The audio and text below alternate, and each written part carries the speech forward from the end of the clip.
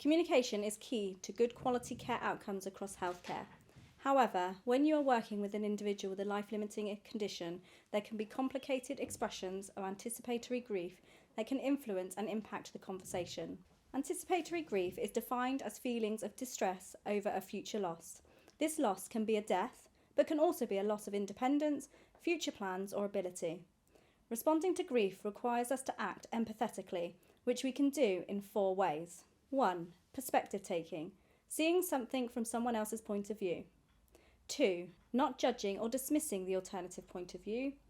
3. Recognizing the emotion expressed. And 4. Communicating that you recognize the emotion.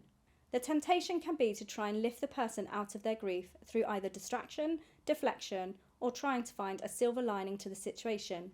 But phrases such as, "at least you had 40 good years together," "come on now, he wouldn't want you to be sad," or "they're in a better place and not in pain anymore," can do quite the opposite.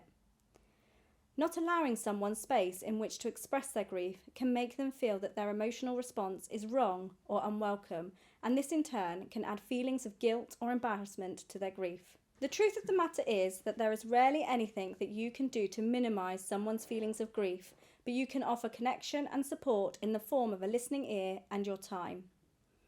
Connection is the key to supporting someone through their grief experience. The SPIKES model is a key toolkit to helping you break bad news. S is for setting. Make sure the environment is conducive to a good conversation. Reduce the noise level as much as is reasonably practical. Ensure that you have time to do the conversation justice and that everyone who needs to be there is there. P is for perception. What does the person understand about their condition and their prognosis? Make sure you're both in agreement by asking some checking in questions. I is for informing. Ask a question which informs the person that you're about to tell them something important that could cause upset. Also known as a warning shot, this question allows the person to not only pay attention to what comes next, but also allows them to opt out if they would rather not have a difficult conversation. K is for knowledge. Now you can state what the bad news might be.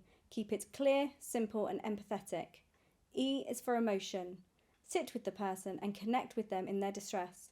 Remember to resist the urge to try and find a silver lining in the situation. If they ask for what their options are from here, you can gently offer this, but generally it's best to wait until the wave of emotion has settled before discussing an action plan.